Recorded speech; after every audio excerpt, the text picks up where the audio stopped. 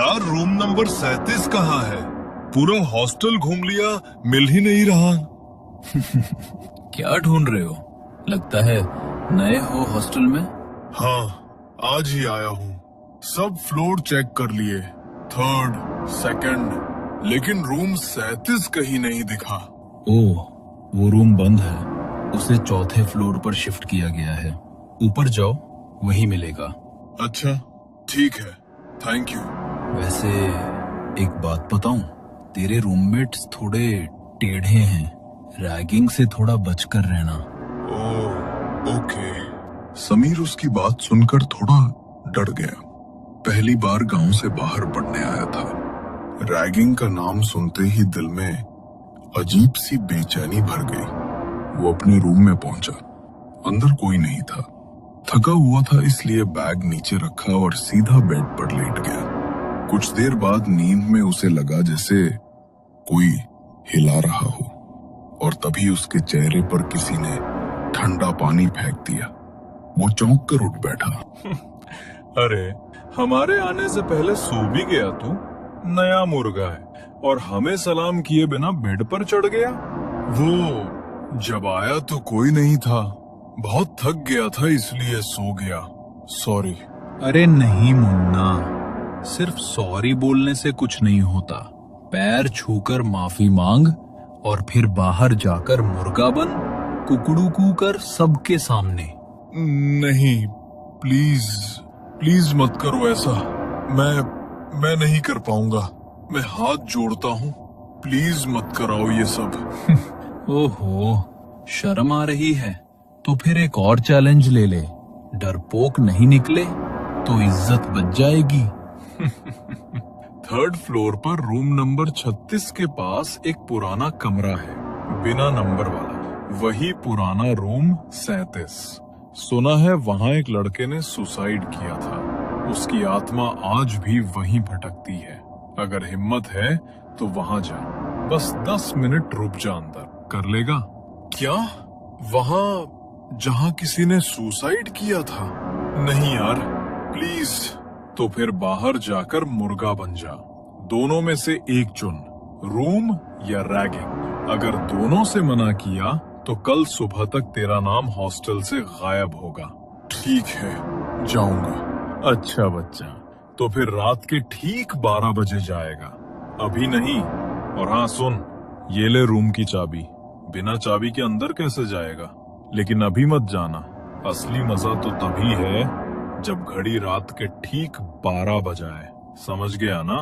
विक्की और उसके दोस्त हर नए स्टूडेंट के साथ यही करते थे। रैगिंग के नाम पर इतना डराते कि कोई उनके खिलाफ बोलने की हिम्मत नहीं करता था। विक्की ने समीर के फोन में अपना नंबर सेव किया और जाते जाते उसे वो पुरानी रूम की चाबी पकड़ा दी। समय बीता। घड़ी की सुई धीरे धीरे 12 के पास पहुंचने लगी। समीर अपने बिस्तर पर बैठा कांप रहा था। दिल जोर से धड़क रहा था। फिर उसने एक गहरी सांस ली और नीचे 3rd फ्लोर की तरफ चल पड़ा। जैसे ही वो सीढ़ियों से नीचे पहुंचा, उसके फोन पर विक्की की वीडियो कॉल आने लगी। ना चाहते हुए भी समीर ने कॉल उठा ली। अरे, वहीं क्या जम गया बे? चल आगे बढ़, दरवाजे तक जा और ताला खोल। हाँ, जा रहा हूँ। समीर ने फोन का बैक कैमरा ऑन किया, धीरे धीरे आगे बढ़ा और पुराने रूम नंबर 37 के सामने जाकर रुका। उसने चाबी ताले में डाली। धातु की चर चर आवाज पूरे कॉरिडोर में गूंज उठी। दरवाजा खुलते ही अंदर से सड़ांध की बदबू का झोंका आया। समीर ने कांपते हुए अपने फोन की टॉर्च ऑन की और तभी वीडियो कॉल अचानक कट हो गई। अरे, ये वीडियो कॉल तो कट हो गई। दोबारा करता हूँ, वरना ये सब बोलेंगे कि मैंने जानबूझकर वीडियो कॉल कट की और सबके सामने रैगिंग करेंगे मेरी। समीर ने उन्हें दोबारा से वीडियो कॉल की, लेकिन कॉल लग ही नहीं रही थी। तभी उसे कमरे में किसी की हलचल महसूस हुई, जैसे कोई अपने दबे हुए कदम बढ़ाते हुए उसी के पास आ रहा हो। कौन है? कौन है यहाँ? समीर के इतना पूछते ही वहां पर होने वाली कदमों की वह हलचल अचानक शांत हो गई। समीर को भी लगा शायद वो उसका वहम है, मगर तभी कमरे की खिड़की अचानक खुली और तेज आवाज के साथ बजने लगी। अचानक किसी ने पीछे से समीर का पैर पकड़ा और समीर मुंह के बल जमीन पर गिर पड़ा। उसके माथे से खून बह रहा था। वो घबराता हुआ जल्दी से उठा और दरवाजे की तरफ भागने लगा, पर जैसे ही उसने दरवाजा खोलने की कोशिश की तो दरवाजा मानो जाम हो गया। तभी समीर को अपनी गर्दन पर किसी की गर्म सांसें महसूस हुई। उसके कंधे पर किसी ने अपना हाथ रखा। समीर घबराकर जोर से चिल्लाया और उसने जैसे ही पीछे मुड़कर देखा तो जतिन और राकेश उसके पीछे खड़े थे और उसकी वीडियो बनाते हुए जोर जोर से हंस रहे थे। तू तू तू एक नंबर का फट्टू चंद निकला। देख तो इतना बड़ा होकर भी कैसे डर रहा है। तेरी तो हमने वीडियो बना ली है और अब तेरी ये वीडियो पूरा कॉलेज देखेगा।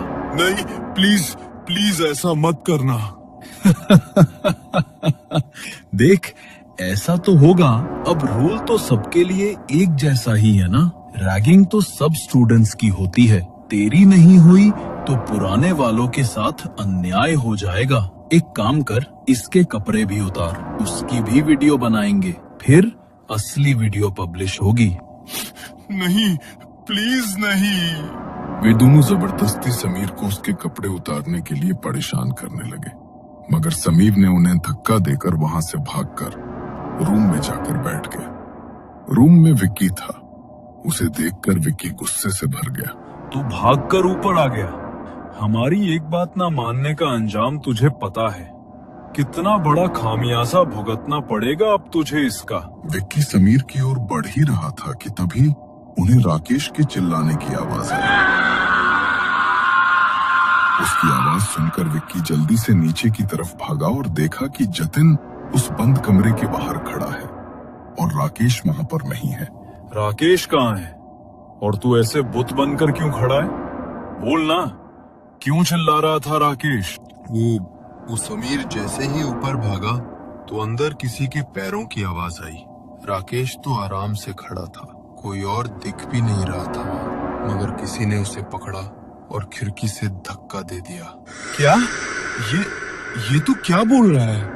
नीचे सब लोगों की भीड़ लग गई है यार। अगर मैं फंस गया तो, क्योंकि अंदर उसके साथ कमरे में मैं ही था। डर मत, कुछ नहीं होगा। पहले नीचे चलते हैं हम। वो दोनों घबराते हुए नीचे गए तो वहां हॉस्टल के सभी बच्चों और टीचर्स का जमावड़ा लगा हुआ था। नीचे जमीन पर राकेश की डेड बॉडी पड़ी हुई थी। थोड़ी देर बाद पुलिस की टीम आई और उसकी बॉडी को वहां से उठाकर ले गई। पूछताछ के लिए उन्होंने स्टूडेंट्स से बात की और सीसीटीवी की फुटेज चेक की। पहले तो उन्हें जतिन पर शक हुआ, मगर जतिन ने जब अपने फोन की वीडियो उन्हें दिखाई तो पुलिस वालों को उसे छोड़ना पड़ा, क्योंकि उसके खिलाफ उन्हें कोई ठोस सबूत नहीं मिला। एक हफ्ता बीत गया। जतिन और विक्की राकेश की मौत के सदमे में थे। बहुत दिनों बाद आज उन्हें नींद आई थी, मगर जैसे ही घड़ी में रात के ठीक 12 बजे उनकी खिड़की पर एक दस्तक हुई। उस आवाज से जतिन की नींद टूट गई। उसने उठकर देखा तो आसपास कोई नहीं था, मगर जैसे ही वो वापस अपने बिस्तर की तरफ जाने लगा, पीछे से उसे किसी का धक्का लगा और उसका सिर सीधा सामने टेबल पर जाकर लगा। उसके माथे से खून निकलने लगा। वो डरता हुआ पीछे की तरफ मुड़ा तो एक भयानक परछाई उसके सामने खड़ी थी, जो उसी की तरफ बढ़ती हुई आ रही थी। डर के मारे जतिन के मुंह से चीख भी नहीं निकल पा रही थी। उस परछाई ने उसे हवा में उठाया और सामने की दीवार की तरफ फेंक दिया। वो दीवार में इतनी जोर से जाकर लगा कि उस आवाज से कमरे में सो रहे विक्की और समीर की नींद टूट गई। समीर ने जल्दी से रूम की लाइट ऑन की तो देखा कि जतिन जमीन पर गिरा हुआ है और सामने की दीवार उसके खून से सनी हुई है। उसे देखकर वो दोनों घबरा गए और उसकी तरफ दौड़े। ये क्या हो गया तुझे जतिन?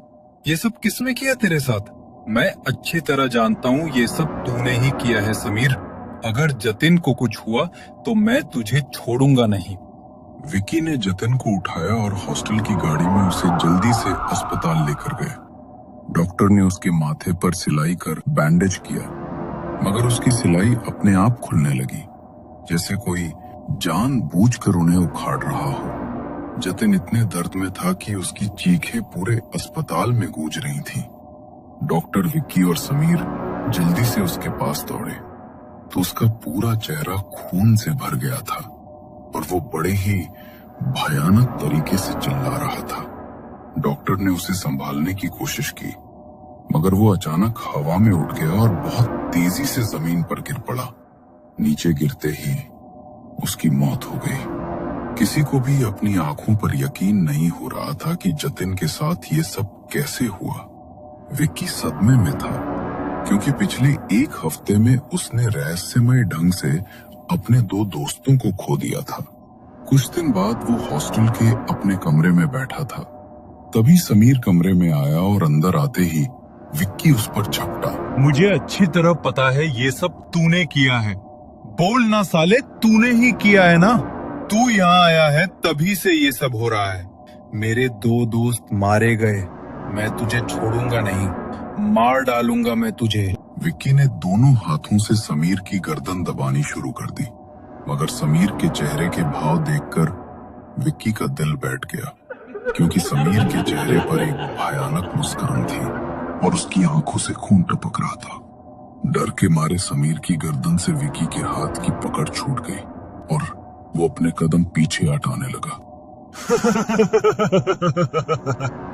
अभी तो बस तुम दोनों की ही जान गई है, लेकिन तेरा मरना तो भी बाकी है। जब तक मैं तुझे नहीं मार लूंगा तब तक मेरा बदला पूरा नहीं होगा।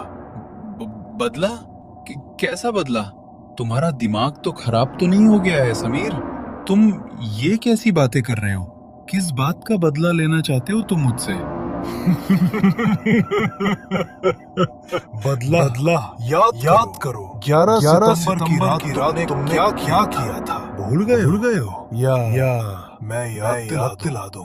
समीर ने जैसे ही 11 सितंबर का नाम लिया तो विक्की की आंखों के सामने मानो एक फ्लैशबैक चल पड़ा। तुम लोग प्लीज मुझे परेशान करना बंद कर दो। मेरी वो वीडियो डिलीट कर दो, वरना मैं इस खिड़की से कूद जाऊंगा। अरे तो कूद जाना, तेरे कूदने से हमें क्या मतलब? तू चाहे जी या मर, इससे हमें कोई लेना देना नहीं है। वीडियो तो डिलीट नहीं करेंगे, कूदना है तो कूद जा। नवीन खिड़की के पास खड़ा था।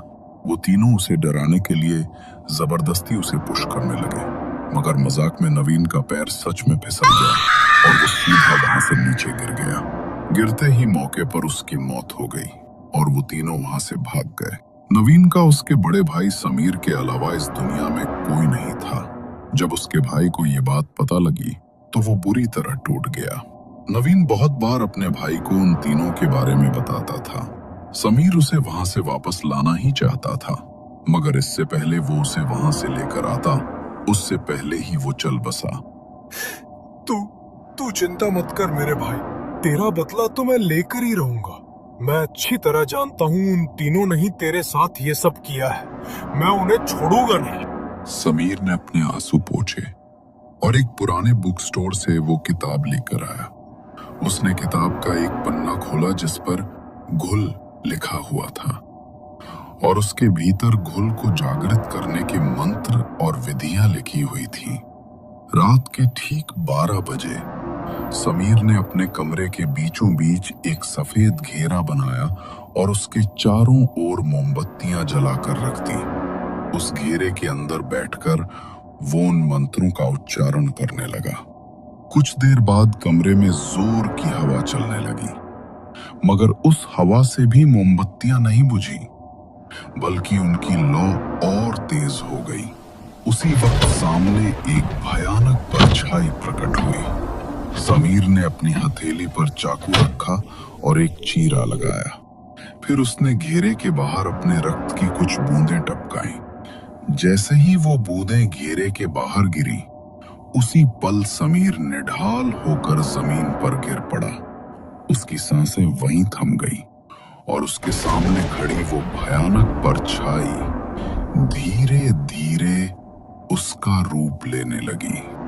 विकी के सामने खड़ा समीर अब समीर नहीं था, बल्कि वो उसी भयानक परछाई में बदल चुका था। समीर ने गुल को अपने भाई की मौत का बदला लेने के लिए जागृत किया था, और जिस समय उसने उसे अपने रक्त की बूंद भेंट की, उसी समय घुल उसकी आत्मा को अपने साथ ले गया था और उसका रूप लेकर उन तीनों से उसके भाई की मौत का बदला लेने आया था।